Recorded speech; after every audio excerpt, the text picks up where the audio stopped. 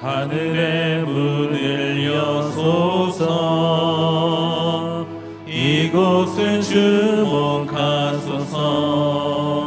주를 향한 노래가 꺼지지 않으니 하늘을 열고 보소서. 이곳에 임재하소서. 주님을 기다립니다. 기도의 향기가 하늘에 닿으니 주여 임재하여 주소서. 이곳에 오셔서 이곳에 앉으소서. 이곳에서 드리는 예배를 받으소서. 주님의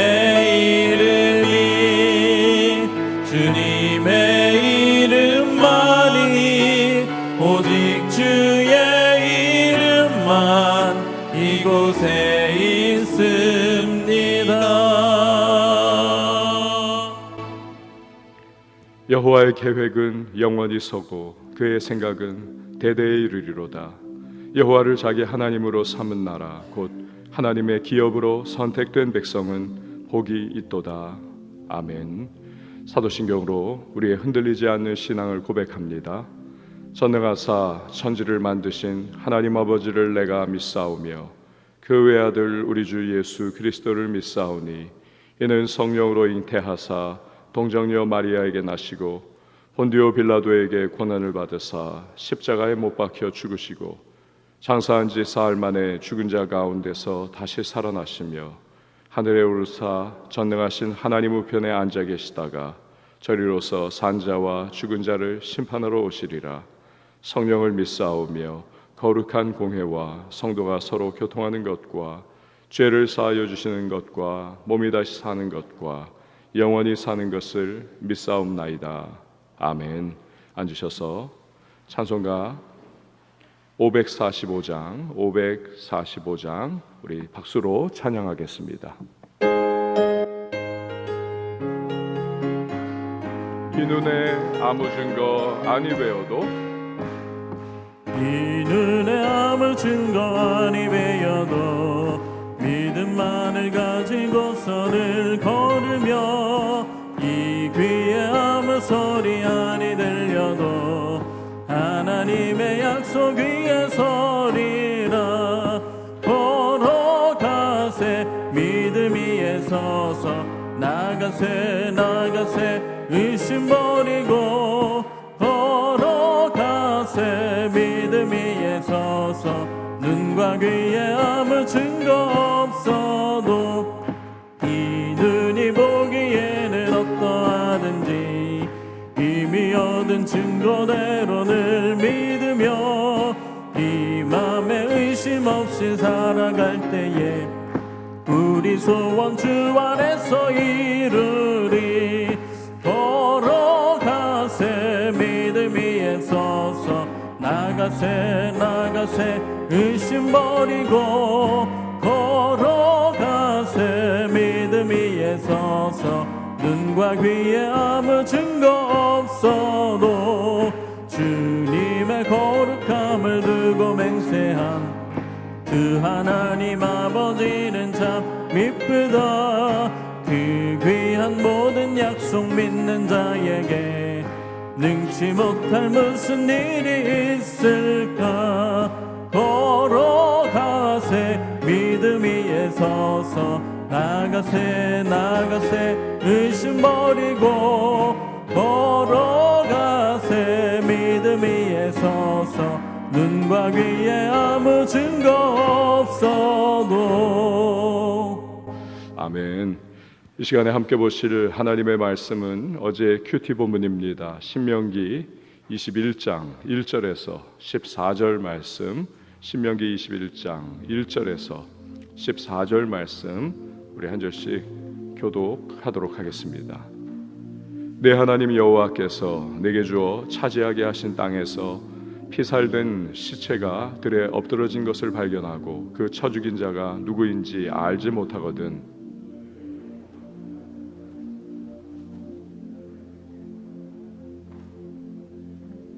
그 피살된 곳에서 제일 가까운 성읍의 장로들이 그 성읍에서 아직 부리지 아니하고 멍에를 매지 아니한 암송아지를 취하여 그 성읍의 장로들이 물이 항상 흐르고 갈지도 않고 씨를 뿌린 일도 없는 골짜기로 그 송아지를 끌고 가서 그 골짜기에서 그 송아지의 목을 꺾을 것이요 레위 자손 제사장들도 그리로 갈지니 그들은 내 하나님 여호와께서 택하사 자기를 섬기게 하시며 또 여호와의 이름으로 축복하게 하신 자라.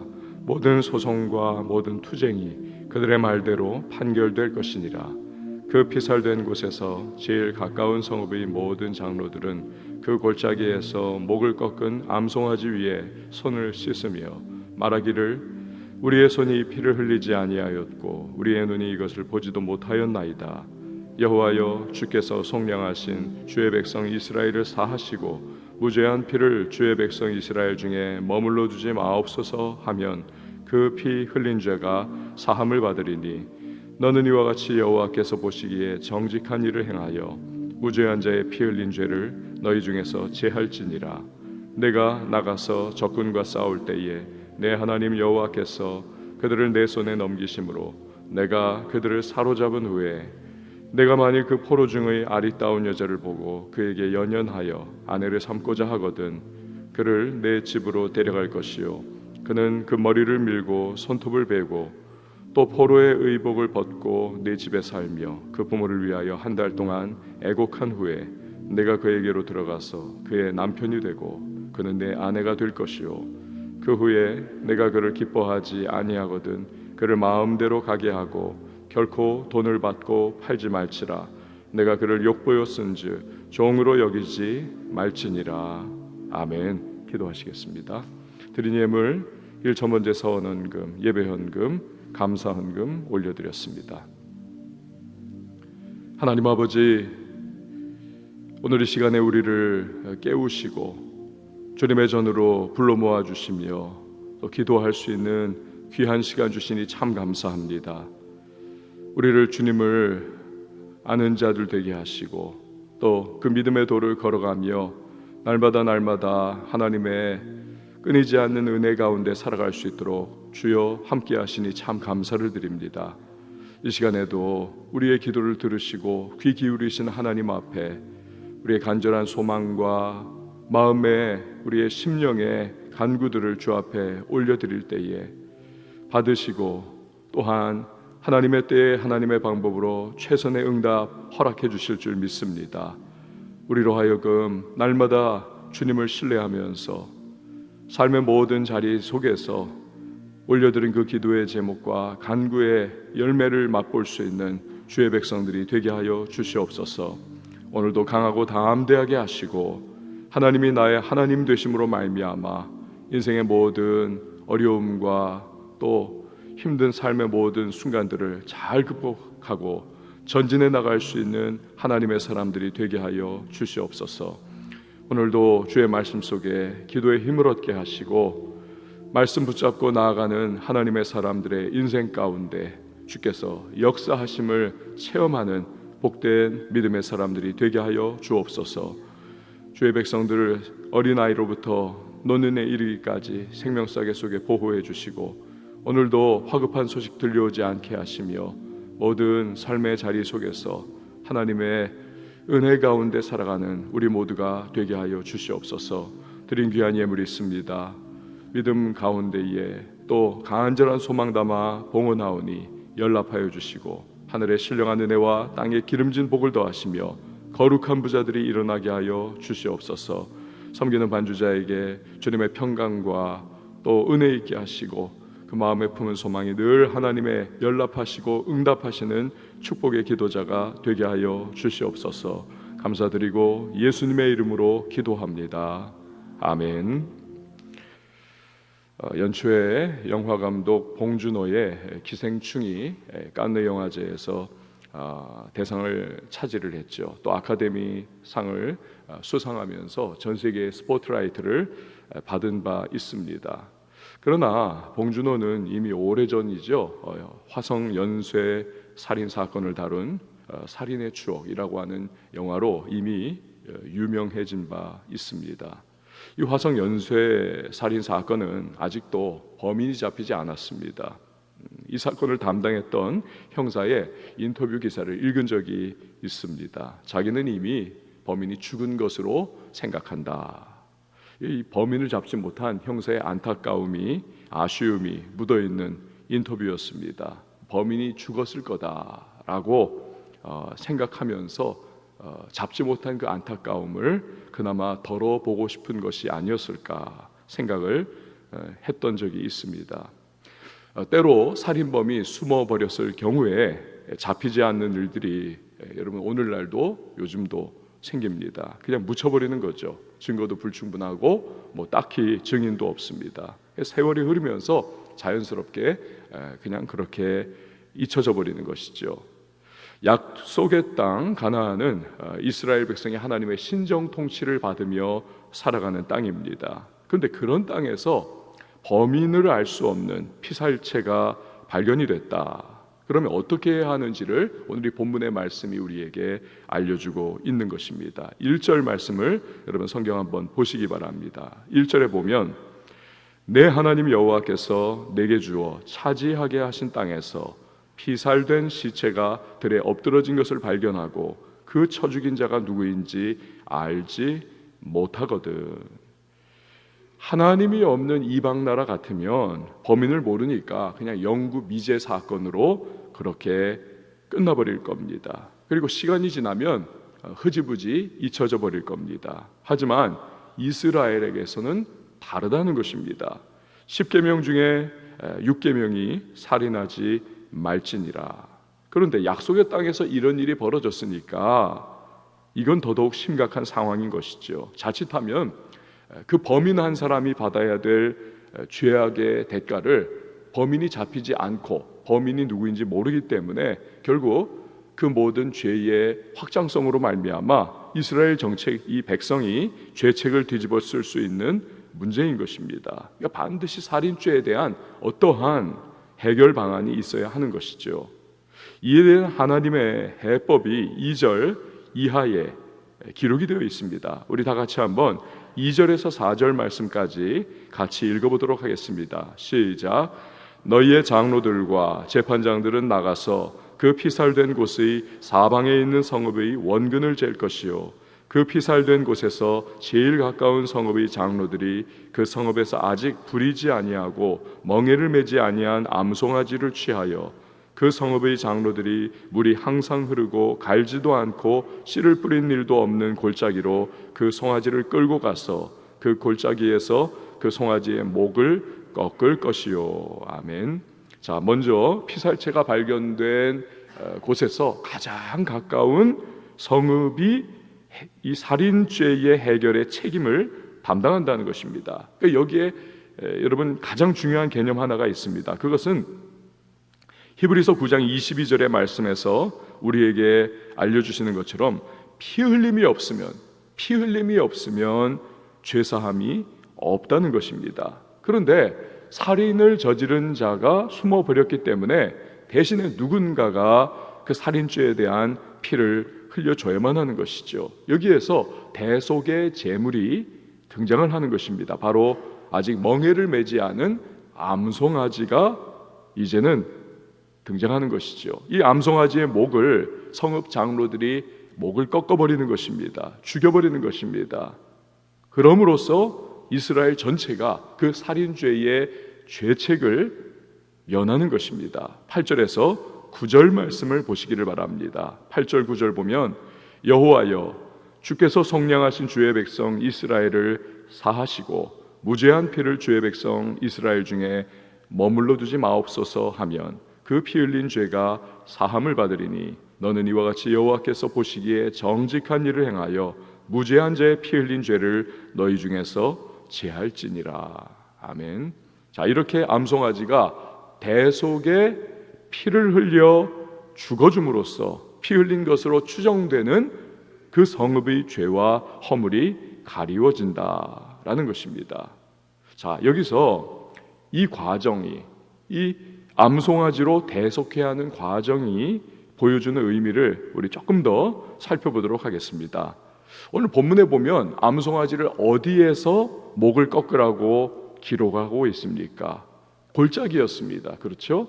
골짜기인데 첫 번째로 특별히 물이 항상 흐르는 골짜기다. 여러분, 이것은 암송아지가 대속의 죽음을, 그 목이 꺾여 죽어 피 흘려 죽음으로써 이스라엘의 죄가 물과 함께 영영이 떠나간다는 것을 상징을 하는 것입니다. 두 번째로 골짜기인데 갈지도 않고 씨 뿌린 일도 없는 그런 골짜기다. 우리가 씨를 뿌리기 위해서 밭을 갈거나 땅을 갈면 땅 속에 있는 것이 다 드러나지 않습니까? 그러나 갈지 않으면 이게 안 드러나는 것입니다.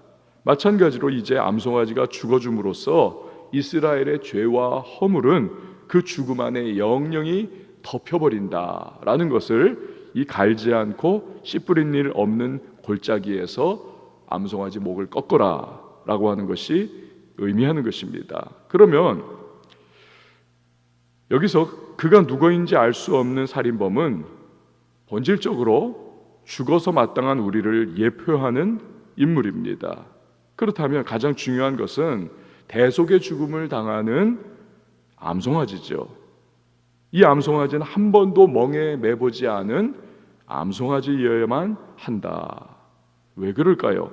멍에를 맨다는 것은 여러분, 성경의 의미로는 죄의 멍에를 나타내는 것입니다. 즉 죄의 종이 되는 것을 의미하죠. 그러므로 멍에 매보지 않은 암송아지, 이것은 죄의 멍에를 매지 않은 죄의 종이 아닌 순결한 그 누군가를 예표하는 것입니다. 누구일까요?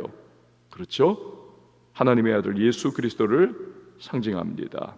죄로 인해서 죽을 수밖에 없는, 심판받을 수밖에 없는 우리를 위해서 흠과 죄 없으신 예수 그리스도께서 대신 피 흘려 죽어주신 것입니다.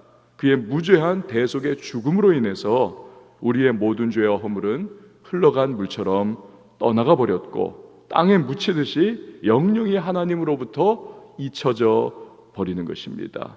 그래서 시편 103편 12절에서 믿음의 사람은 고백합니다. 하나님이 동이 서에서 먼 것과 같이 우리의 죄과를 우리에게서 멀리 옮기셨으며, 놀라운 찬양을 부르고 있는 것이죠. 미가 선지자 역시 미가서 7장 19절에 하나님이 우리의 죄과를 깊은 바다 가운데 던져버리셨다. 돌이 바다 밑으로 끝없이 떨어져 사람의 눈에 보이지 않는 것처럼 하나님이 우리의 모든 죄과를 이제 다 그 대속의 죽음으로 인해서 잊어버려 주신다는 것입니다. 여러분, 불신 세상은 자신들의 죄와 허물이 해결되지 않은 채 그냥 그렇게 살아가는 겁니다. 그러다가 멸망의 길로 나아가 버리는 것이죠.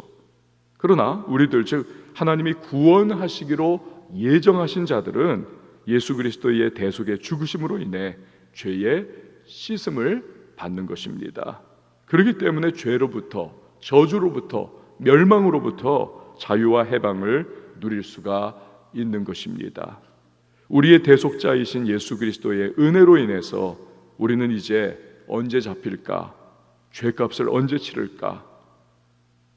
그 죄를 당하진 않았지만, 그 죄를 결국 대가를 맛보진 않았지만 끝없이 두려움에 살아가는 죄인이 아니라 우리는 하나님께 언제든지 담대하게 나아가는 길이 활짝 열려 있는 것입니다. 히브리서 4장 16절에 그러므로 우리는 긍휼하심을 받고 때를 따라 돕는 은혜를 얻기 위하여 은혜의 보좌 앞에 담대히 나아갈 것이니라.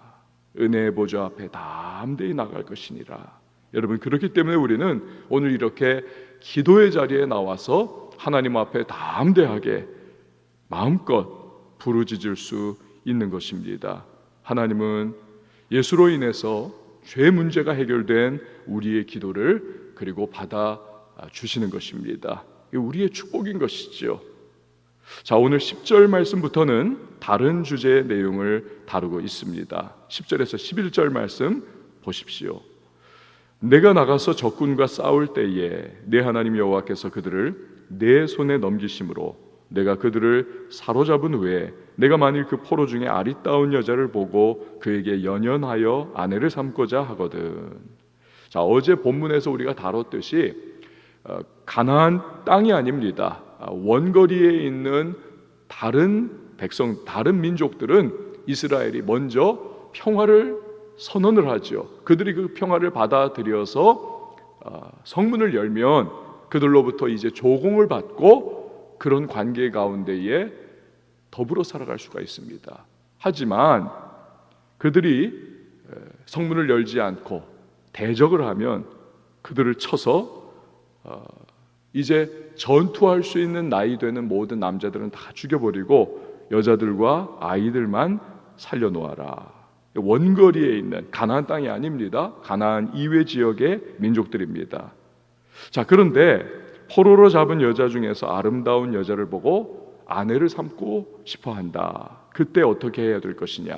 치러야 할 과정이 있다는 것입니다. 12절과 13절 말씀을 보시기를 바랍니다. 12절, 13절.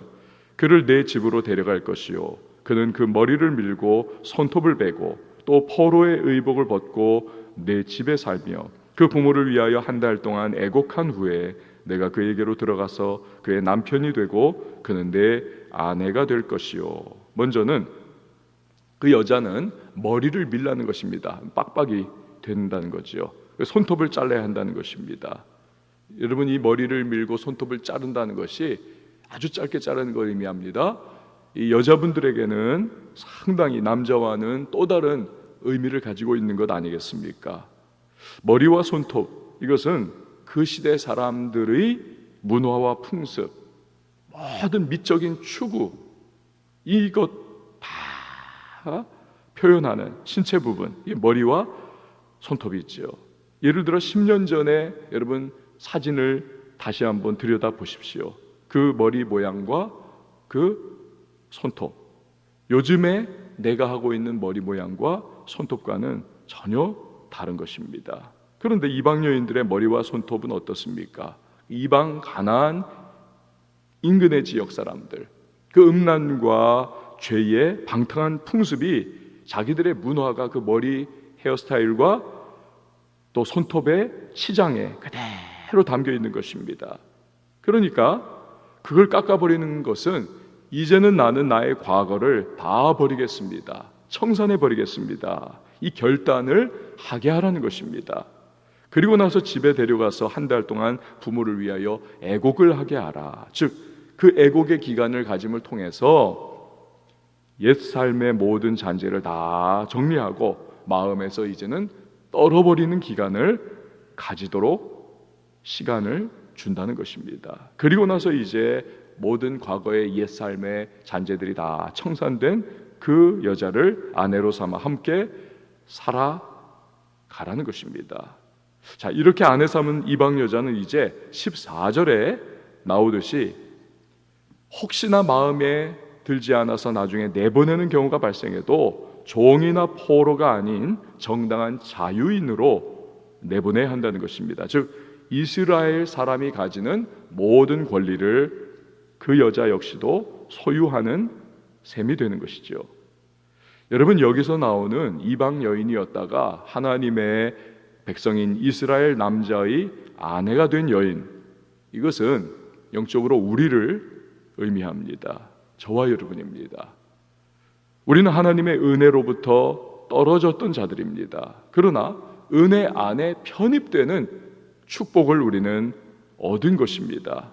그러므로 우리는 이 여인이 머리와 손톱을 다 깎고 베고 부모를 위하여 애곡하며 과거와 옛삶을 완전히 정리를 하는 것처럼 죄된 과거의 삶의 잔재들을 끊어내야 하는 것이고 하나님 백성의 합당한 삶의 모습으로 이제는 살아가야 하는 것입니다.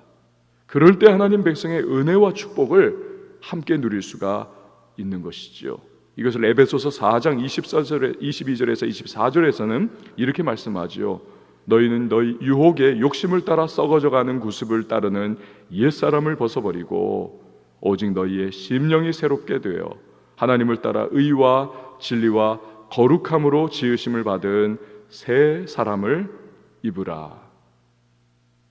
이렇게 살아가라는 것입니다. 과거는 청산하라. 새로운 하나님의 사람답게 살아가라. 여러분, 오늘 우리가 새로운 하루를 시작합니다. 저와 여러분이 하나님이 예비해 놓으신 은혜와 축복을 누릴 수 있기를 바랍니다.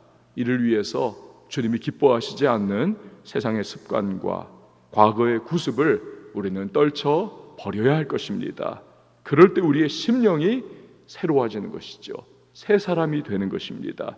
그리고 새로운 성령의 사람으로 살아갈 때 하나님이 예비하신 놀라운 은혜와 축복이 우리의 삶에 풍성하게 임할 줄 믿습니다.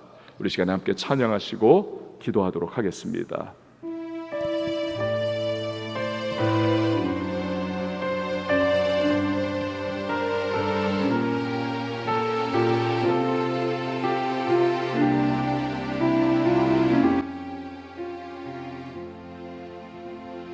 이 세상을 살아가는 동안에 나의 힘을 의지할 수 없으니 기도하고 낙심치 말 것은 기도하고 낙심하지 말 것은 주께서 참 소망이 되심이라. 하나님의 꿈이 나의 비전이 되고 예수님의 성품이 나의 인격이 되고 성령님의 권능이 나의 능력이 되길 원하고 바라고 기도합니다. 주의 길을 걸어가는 동안에 세상의 것 의지할 수 없으니 감사하고 낙심치 말 것은 감사하고 낙심하지 말 것은 주께서 참 기쁨이 되심이라. 하나님의 꿈이 나의 비전이 되고 예수님의 성품이 나의 인격이 되고 성령님의 권능이 나의 능력이 되길 원하고 하나님의 바라고 꿈이 나의 비전이 되고 기도합니다. 하나님의 꿈이 나의 비전이 되고 예수님의 성품이 나의 인격이 되고 성령님의 권능이 나의 능력이 되길 원하고 바라고 기도합니다. 오늘 이 말씀에 나오는 것과 같이 우리는 죽어 마땅한 죄인이었습니다. 그러나 우리의 대속자 되시는 예수 그리스도 그의 피 흘려 죽어주심으로 말미암아 죄의 대속을 받고 우리는 하나님의 은혜 가운데 살아가게 되었습니다.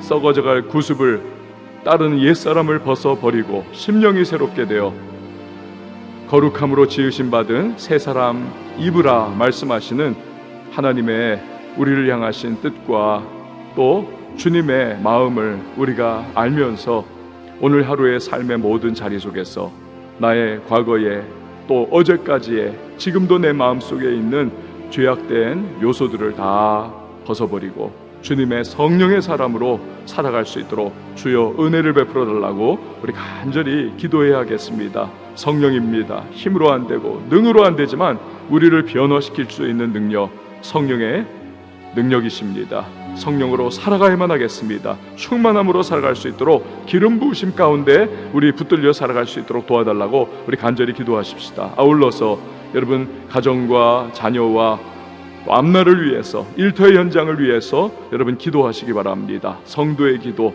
능력, 통로가 되는 것입니다. 간구해 주시고요. 또 우리 교회를 위해서, 선교사님들을 위해서, 이 나라를 위해서, 위정자들을 위하여, 그리고 북녘 땅을 위하여서, 열방을 위하여서 기도할 때에 코로나19의 상황을 주님 앞에 올려드리고 주님의 도우심을 여러분 기도해 주시기 바랍니다. 백신과 치료제가 속히 개발될 수 있도록 의과학자들에게 지혜와 통찰력과 또 돌파의 능력을 달라고 기도해 주십시오. 나라의 무너진 경제 회복을 위해서 기도해 주시고 우리 다음 세대 부흥을 위하여서 이 시간 우리 간절하게 한번 두 손 높이 올려드리고 주님의 이름 세 번 외치고 기도합니다.